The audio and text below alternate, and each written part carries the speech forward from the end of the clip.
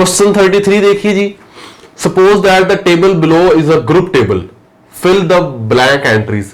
या ये उसने कहा जी 5 एलिमेंट्स हैं और ये ग्रुप का टेबल है, तो आप बाकी एंट्री सारी कंप्लीट करें। सबसे पहले तो हम आइडेंटिटी वाली एंट्रीज को कंप्लीट करते हैं जी। यहां आपके पास ए, यहां बी, यहां पे सी, यहां पे डी आ जाएगा। इधर भी ए, बी, सी और डी आ जाएगा। अब आप वो रोज और कॉलम्स देखें जिसमें एक एक एंट्री मिस है। इस रो में देखें जी एक एंट्री मिस है, बी सी डी ई। अब हम जानते ही ये लैटिन स्क्वायर होता है, यानी एक एलिमेंट एक से ज्यादा दफा आ ही नहीं सकता एक रो और कॉलम में, तो यहां पे कौन सा एलिमेंट रह गया हुआ है, फिर ए ही आ सकता है। और इधर देखें जी इसमें भी एक एंट्री मिस है, ए बी सी डी, तो यहां पे कौन सा एलिमेंट आ सकता है, ई आ सकता है। उसके बाद देखें जी इस कॉलम में ए बी सी डी, यहां पे कौन सा एलिमेंट आएगा, ई आएगा। आखिरी में देखें जी एक मिस है, ए बी सी नहीं है जी, यहां सी आ गया। अब ये दो आपके पास कॉलम्स रह गए या ये दो रोज रह गई। अब हम इन दो कॉलम्स की अगर बात करें, इसको अब एंट्रीज कौन कौन सी आपके पास पॉसिबिलिटीज है, A B C D E की। यहां पे क्या आ सकता है, इस कॉलम के अंदर सी है, ई है, ए है, यानी बी और डी आ सकते हैं। इस कॉलम में बी और डी आ सकते हैं। तो अगर मैं यहां बी लिखूं, यहां तो ऑलरेडी बी है, तो यहां बी नहीं आ सकता। फिर यहां क्या आएगा, यहां डी आएगा। और यहां भी डी नहीं आ सकता क्योंकि यहां पे डी ऑलरेडी मौजूद है। तो फिर यहां एक ही पॉसिबिलिटी है, यहां क्या होगा, बी होगा। बाकी ये एक रहेगी। अब ये तो बड़ी आसानी से आप कंप्लीट कर सकते हैं, ये सी आ जाएगा और यहां कौन सा आ जाएगा, ए आ जाएगा। तो ये है जी इसका कंप्लीट टेबल। क्वेश्चन 34 देखिए जी, पार्ट 1 है, prove that in a group a B square is equal to A square B square if and only if a b is equal to b a. तो सबसे पहले ये सपोज करके ये prove करेंगे, फिर वो सपोज करके इसको प्रूव करेंगे। A B square is equal to A square B square. और ए बी स्क्वायर का क्या मतलब है जी, 2 दफा ए बी। और ए स्क्वायर का क्या मतलब है जी, ए, बी स्क्वायर का क्या मतलब है, बी बी। अब लेफ्ट और राइट कैंसिलेशन आप दोनों लगाएं, ये वाला ए कैंसिल हो जाएगा, ये बी कैंसिल हो जाएगा। तो यहां क्या रह जाएगा, बी ए, और उधर क्या रह जाएगा, ए बी। बाय यूजिंग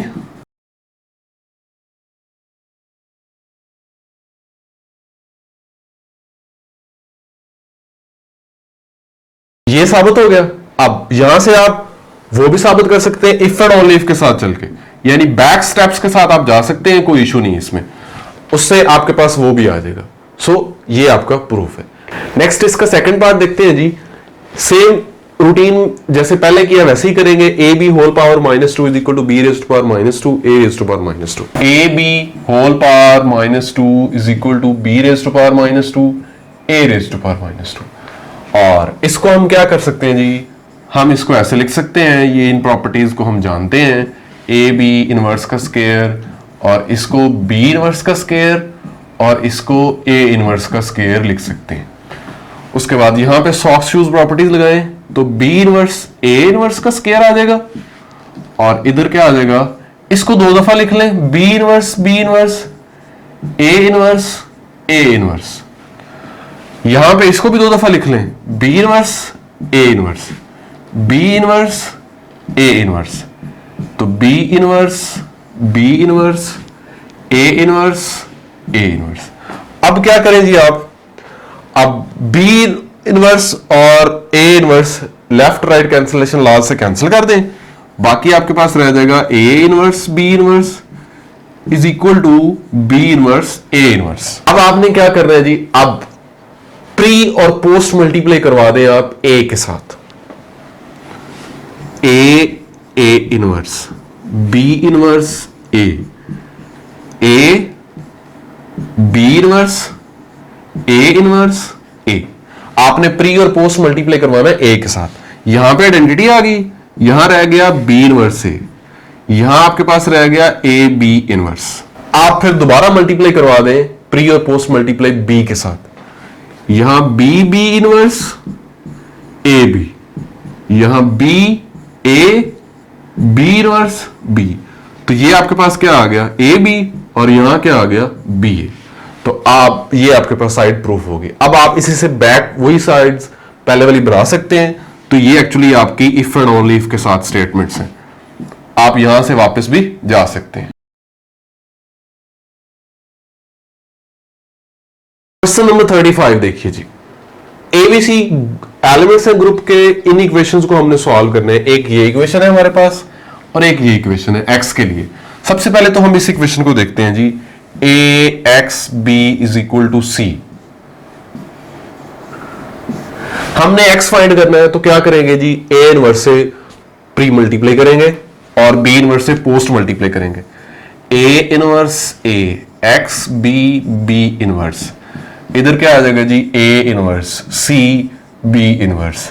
यहां पे यहां आइडेंटिटी आ गई, यहां x आ गया, यहां भी आइडेंटिटी आ गई, और इधर a इनवर्स c b इनवर्स। तो यहां पे x या a इनवर्स c b इनवर्स। तो ये है आपका जी रिक्वायर्ड सॉल्यूशन इस लीनियर इक्वेशन का। अब इसकी बात करनी है हमने, a inverse x a is equal to c। तो अब क्या करें, प्री मल्टीप्लाई a से करवा दें, पोस्ट मल्टीप्लाई a इनवर्स से करवा दें। a inverse x a inverse is equal to a c a inverse. यहां पे आपके पास क्या आ जाएगा, identity x, identity a c a inverse, ये इधर x आ गया और इधर क्या आ गया, a c a इनवर्स। ये आपके पास रिक्वायर्ड सॉल्यूशन आ गया। क्वेश्चन 36 देखिए जी, a एंड b ग्रुप के एलिमेंट है, a and b belongs to group g, find an x in g। हमने g में एक ऐसा एलिमेंट x फाइंड करना है सच दैट जो इसको सेटिस्फाई करते हैं। तो क्या करेंगे जी, हमारे पास इक्वेशन है जी x a b x inverse is equal to b a. अब हम इस x इनवर्स को भी उधर ले जाते हैं, यानी पोस्ट मल्टीप्लाई करवा देते हैं x के साथ। तो ये हमारे पास आ जाएगा जी x a b और इधर क्या आ जाएगा b a x। अब हमने सोचना है कि इस इक्वेशन को कौन से x सेटिस्फाई करेंगे। अब देखिए जी, यहां क्या है b a, यहां क्या है a b। क्या ख्याल है, अगर मैं x को a ले लूं तो बी ए स्क्वायर बन जाएगा, a स्क्वायर भी बन जाएगा, नहीं इक्वल नहीं आ रहे। x को b ले फिर क्या होगा, b लेंगे तो यहां बी ए बी आएगा, यहां भी क्या आएगा B A B. So x is equal to b is the solution.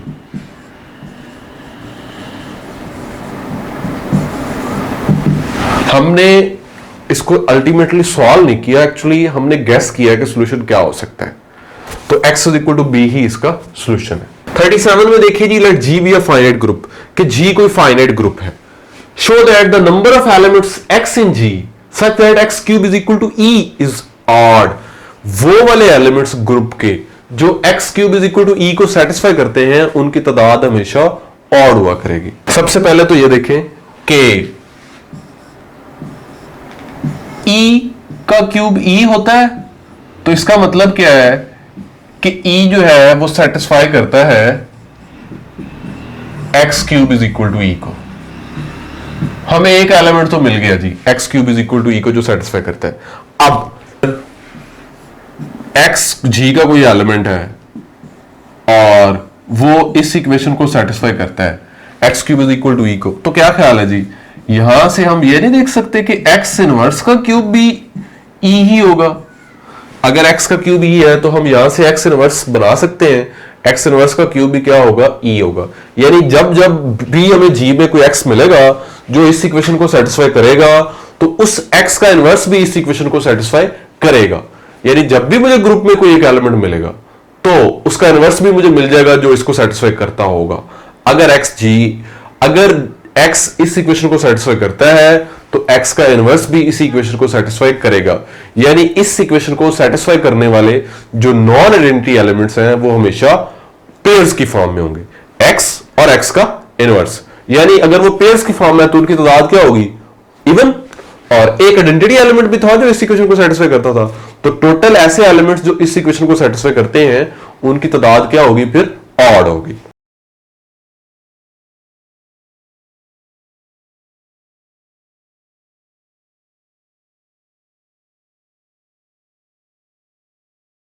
जो उनकी तादाद है वो क्या होगी, ऑड होगी। दूसरा पार्ट जो है उसमें देखते हैं कि अगर x g में है और x का स्केयर आइडेंटिटी नहीं है।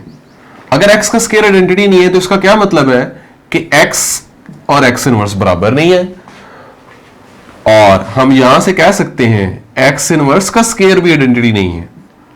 इसी बात को हम इस्तेमाल करके ये कह सकते हैं, तो जब x ऐसा मिलता है ग्रुप में जिसका स्केयर आइडेंटिटी नहीं है, हमें x इनवर्स भी मिल जाता है जिसका स्केयर आइडेंटिटी नहीं है। जब भी हमें x मिलेगा g में जिसका स्केयर आइडेंटिटी नहीं है, उस x का इनवर्स भी ऐसा होगा कि जिसका स्केयर आइडेंटिटी नहीं होगा। यानी यहां पे भी जो हमें एलिमेंट्स मिल रहे हैं वो हमेशा कैसे मिलेंगे, उनकी तादाद हमेशा पेयर्स, वो हमेशा कैसे होंगे, वो हमेशा पेयर्स होंगे, एक एलिमेंट एक उसका इनवर्स। सो ऐसे एलिमेंट्स जिनके लिए x का स्केयर आइडेंटिटी नहीं है, वो उनकी तादाद हमेशा इवन हुआ करेगी।